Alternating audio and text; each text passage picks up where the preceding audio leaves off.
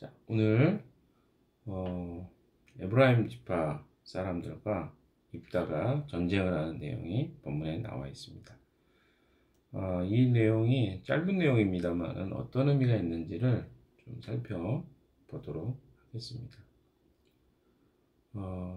오늘 본문에 보면 에브라임 사람들이 등장합니다. 에브라임 지파는 이스라엘 지파들 중에서 굉장히 강력한 규모와 힘을 가지고 있는 지파였습니다. 그래서 사실은 사사기 8장에서도 비슷한 내용이 나왔었죠. 사사기 8장을 한번 가볼까요? 사사기 8장에 가보시면 이 사사기에 거의 비슷한 내용입니다. 그러나 조금 차이가 있기 때문에 한번 읽어보다 보면 어떤 차이가 있는지를 좀 알 수 있을 것 같아서 8장 한번 가볼까요? 8장이 1절이죠. 한번 그대로 놓고 한번 읽어봅시다. 제가 한번 읽어보겠습니다. 그때 에브라임 사람들이 기드온에게 말하였다. 장군께서는 미디안과 싸우러 나가실 때 우리를 부르지 않으셨는데 어떻게 우리에게 이렇게 하실 수 있습니까? 그들이 기드온에게 거세게 항의하니 그가 그들에게 말하였다.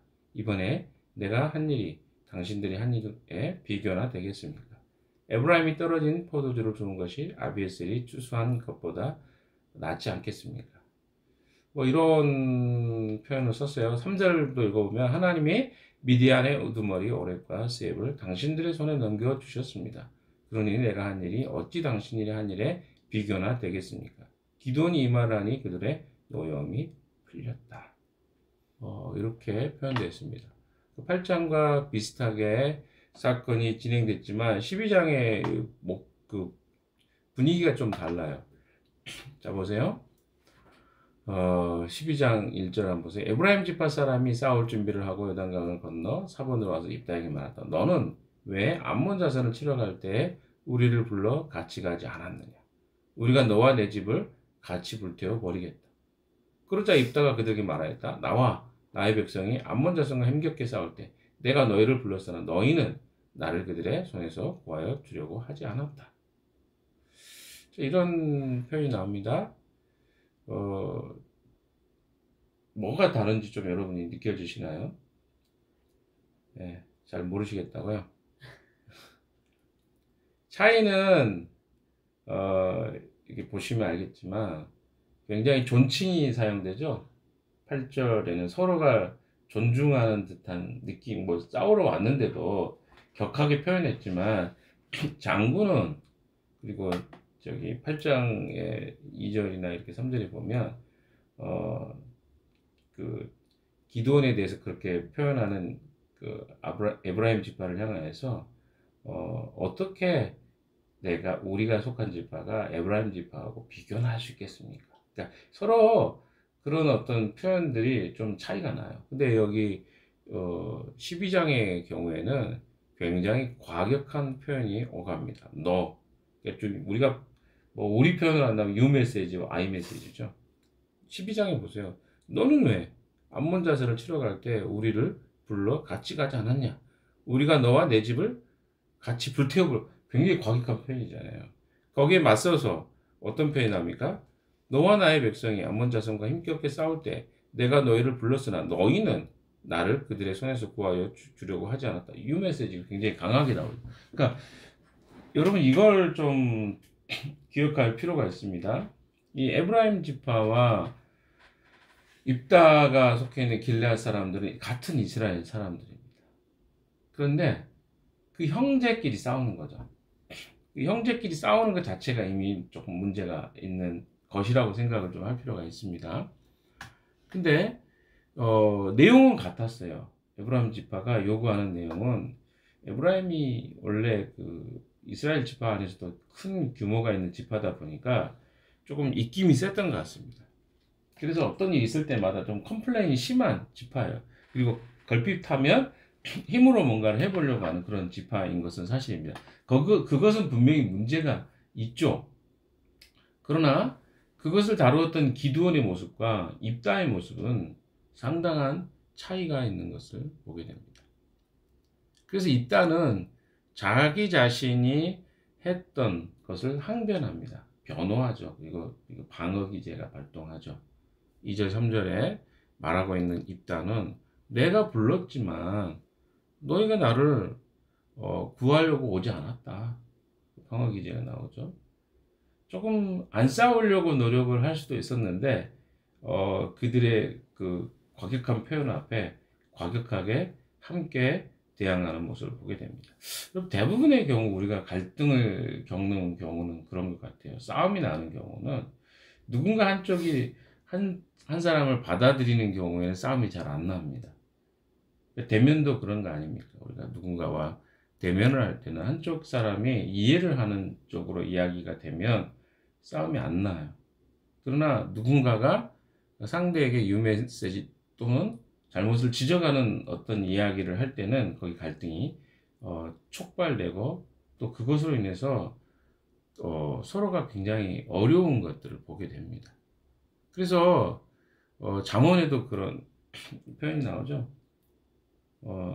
유순한 대답은 분노를 쉬게 하여도 과격한 말은 너를 격동시키느니라.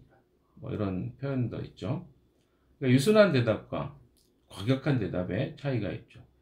오늘 사사기의 내용에는 과격한 답변이 어떤 화를 부르게 되는가에 대한 이야기로 짧은 내용이지만 기록되어 있습니다. 그래서 첫 번째는 입다가 2, 3절에 자기 자신이 얼마나 정당한지에 대해서 항변합니다. 2, 3절의 내용입니다. 두 번째는 과거에 이 기드온이 했던 것과 좀 차이가 있다면 또 처음에는 이 입다도 굉장히 제가 지혜롭다 그랬잖아요. 암몬 족속과 싸우기 전에 어떻게 합니까? 화친을 하죠. 그리고 먼저 상황을 설명합니다. 사절단을 보내서. 그런데 여기에 지금 여기 표현에는 그게 없어요. 그냥 어떻게 합니까? 싸우는 선택을 합니다. 4절 한번 읽어봅시다. 4절 다 같이 읽겠습니다. 시작. 입다는 길르앗 사람들을 모두 불러 모아 에브라임 지파 사람들과 싸움을 치렀다. 여기에는 보시면 뭔가 화해의 흔적이 없어요. 그러니까 서로 불만이 폭발해서 싸우는 이야기밖에 없습니다. 4절의 이야기 속에 길르앗 사람들 그냥 불러 모아서 자기 편 모아서 반대편을 제압한 거예요. 그리고 평소에 에브라임 사람들은 어떻게 평가를 했냐면 길르앗 사람들에 대한 평가를 뒤에 이제 그 가로로 쳐져 있죠. 너희 길르앗 사람들은 본래 에브라임에서 도망을 친 자들이요 에브라임과 므낫세에 속한 자들이다라고 말했습니다. 그러니까 원래 이 길르앗의 주류를 이루고 있었던 사람들은 길르앗의 반지파 사람들, 므낫세 반지파 사람들이 있었고요. 또한 에브라임 쪽에서 있다가 뭐 우리가 호주 같은 오스트리아죠. 같은 경우가 처음에 때 영국이나 뭐 이런데 식민지였잖아요. 근데 거기에 죄수들이 거기 오랫동안 살다가 뭐 추방돼 가지고 혹은 거기서 일하다가 만들어진 국가가 호주 아닙니까? 그러다 보니까 본토 사람들이 이런 사람들을 좀 그렇게 좋지 않는 시각으로 이 사람들 범죄자들 아니야? 하는 시각으로 바라보는 것처럼 조금 이 길르앗 사람들에 대한 기본적인 무시가 에브라임 지파 사람들에게 있었습니다. 그러니까 에브라임 지파 사람들이 잘했다는 말이 아닙니다. 이 사람들은 호전적이었어요. 굉장히 어떤 일이 있으면 자기 거 주장하고 그리고 어떻습니까? 뭐 끼떡하면 싸우려고 하고 이런 스타일입니다. 그러나 입다는 지금 사사예요. 하나님의 재판관으로 그렇잖아요. 사사는 재판관이잖아요. 판단하는 사람이에요. 그러니까 누가 더 이 부분에서는 좀 판단을 하고 결정을 내릴 권한이 있냐면 사사 입다에게 있었습니다. 책임이 입다에게 좀 더 강한 거죠. 하나님이 그를 세웠기 때문에 그렇습니다. 그럼 누가 이해를 하고 품어야 됐을까요? 당연히 입다죠. 그런데 입다가 그것을 하지 않습니다. 아마 이 부분에서는 자기 출신과 또 자기 세력들이 이야기하는 내용들을 대변하고 싶었던 마음이 강했던 것 같습니다. 입다의 출신이 어때요? 서자 출신 아니었습니까? 그리고 어떻습니까? 어머니가 그런 출신이었는데 그걸 받아준 사람들이 길르앗 사람들이에요. 그러니까 정통 이스라엘 사람들이 그걸 받아준 게 아니었습니다. 그리고 실제로 입다가 전투에 나갈 때 길르앗 사람들이 주축이 돼서 전쟁을 했습니다. 자, 이런 여러 가지 상황을 봤을 때 입다의 입장에서는 충분히 이해가 됩니다. 그러나 그가 해결되지 않은 어떤 자기 안에 있는 트라우마 같은 아니면 내적인 어떤 쓴뿌리, 연약함들이 건드려져서 이스라엘 전체를 아우르고 또 그를 통치해야 될 입다 사사가 이 에브라임 지파와 전쟁을 벌이게 되는 것이 오늘 굉장히 중요한 핵심입니다. 자, 어찌됐든 하나님이 그를 사자로 세웠기 때문에 그 전쟁에서 누가 이깁니까? 입다가 승리를 하게 됩니다. 4절을 한 번 더 읽어봅시다. 입다는 길르앗 사람들을 모두 불러모아 에브라임 지파 사람들과 싸워 무찔렀다. 에브라임 사람들은 평소에 늘 길르앗 사람들을 보고 너희 길르앗 사람은 본래 에브라임에서도 도망친 자들이요 에브라임 므낫세에 속한 자들이다 하고 말하였다.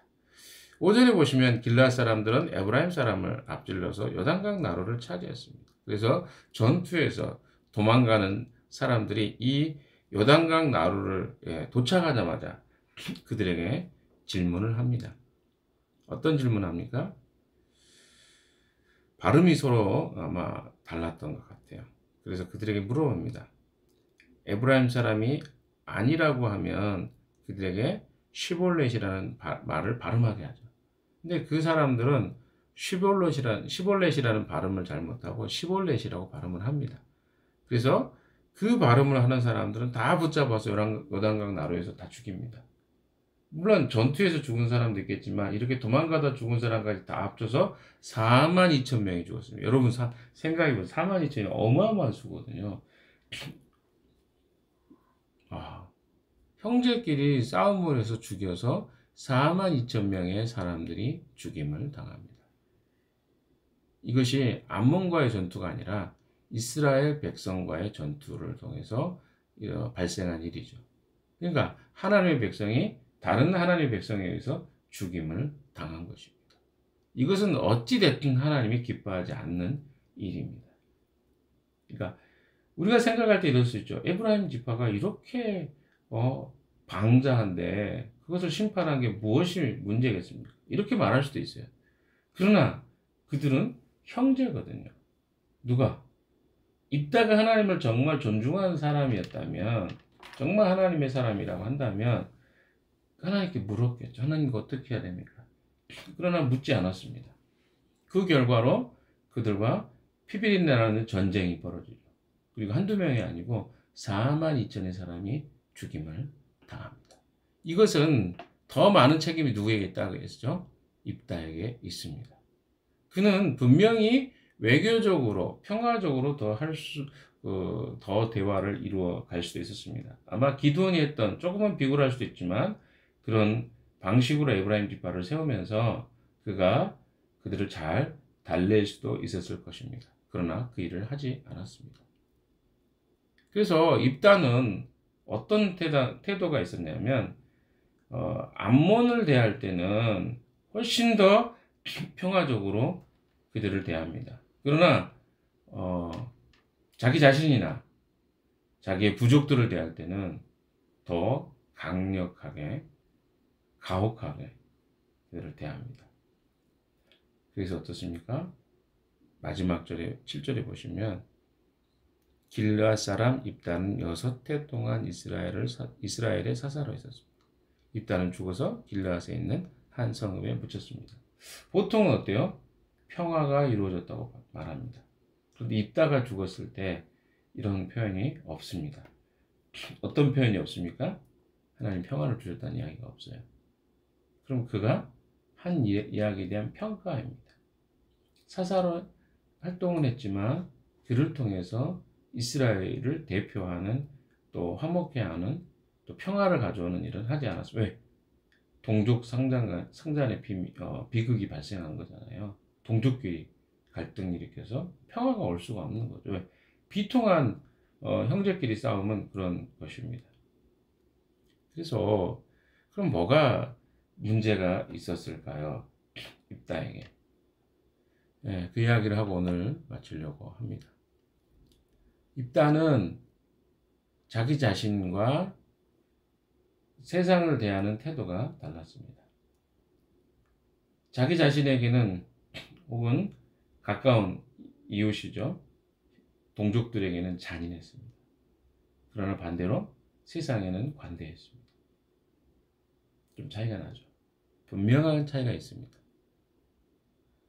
우리가 세상과 노력하는 것만큼 형제나 자기 자신에게 관대했다면 사실은 훨씬 더 사랑이 넘칠 수 있을 거라고 생각합니다. 그런데 어떤 경우는 우리에게는 나 자신은 너무 엄격하고 또 형제에게는 너무 엄격한데 세상에는 너무 관대한 사람도 있습니다. 혹은 이웃에게 가까운 사람들에게 되게 관대한데 자기 자신에게 너무 가혹할 만큼 자기를 학대하거나 아니면 채찍질하는 사람도 있습니다. 이거 건강하지 않은 사람이죠. 우리가 풍삼기에서 배웠던 것들을 한번 생각해 보시면 됩니다. 풍삼기에서 어떻게 이야기했습니까? 풍삼기는 하나님 사랑이 첫 번째입니다. 그리고 이 하나님 안에서 하나님을 사랑하고 하나님과 관계가 맺어지면 거기서부터 하는 게 뭔가? 내가 나 자신을 용납하고 사랑하는 일을 하게 됩니다. 그 다음이 바로 나 가까운 형제와 또 이웃을 사랑하는 것이죠. 그 다음에 맨 마지막이 뭔가? 세상을 사랑하는 것입니다. 그래서 순서가 중요합니다. 하나님과 관계 맺는 게 제일 중요하죠. 그 다음이 누굽니까? 나 자신을 하나님 안에서 사랑하는 것. 그 다음에 이웃 사랑도 됩니다. 그래서 주님이 우리에게 말씀하시죠. 내 이웃을 내 몸과 같이 사랑하라. 이게 주님이 우리에게 주신 말씀 아닙니까? 이런 순서대로 사랑하는 게 굉장히 중요해요. 입다는 자기를 용납하거나 이웃을 사랑하는 사랑이 부족했습니다. 그래서 어떻게 합니까? 잔인한 방법으로 형제를 대했습니다. 그것이 입다가 6년밖에 하나님께 쓰임받지 못하는 이유였습니다. 사랑하는 여러분, 여러분은 어떻습니까? 나 자신을 하나님의 관점으로 사랑하십니까? 제가 알고 있는 상당히 많은 사람들, 우리 공동체 지체들도 그렇고요. 자기를 사랑하지 못하는 것 같아요. 그러니까 자기를 사랑한다는 의미가 뭔지를 잘 모르는 것 같아요. 그래서 자기에 대해서 어때요? 지나치게 비난하거나 내가 조금 실수하면 어떻게 해요? 여지없이 신랄하게 자기를 비난합니다. 그리고 어때요? 꾸짖어요. 정죄합니다. 그러다 보니까 내 안에 평화가 없죠. 나를 사랑할 수 없으니까. 그런데 어떻게 형제를 사랑할 수 있겠습니까? 당연히 나 자신을 사랑하지 못하는 사람은 형제를 사랑하기도 어렵습니다. 그럼 이웃을 제대로 사랑할 수 있을까요? 이웃에 관대한 것 같지만 그것은 두려워서 그렇게 대하는 거지 진짜 그들을 사랑해서 그렇게 대하는 게 아닙니다. 자, 그래서 입다가 실수했던 것은 하나님 안에서 자기의 문제, 그렇죠? 출신의 문제도 있었죠. 비주류로 살았던 그의 삶에 해결되지 않은 내적 자아에 대한 문제, 자기를 사랑하지 못했던 문제가 결국 형제 사랑으로 나아갈 수 없었다는 사실을 기억하십시오. 오늘 하루의 시간을 통해서 나를 사랑하는 것, 그것이 내 옆에 있는 형제와 자매를 사랑하는 근간이 된다는 사실을 기억하시고 오늘도 주님 안에서 형제와 또 자매를 사랑하는데 자기 사랑의 근거에서 사랑할 수 있는 여러분 되시기를 주님의 이름으로 축원합니다. 기도하겠습니다.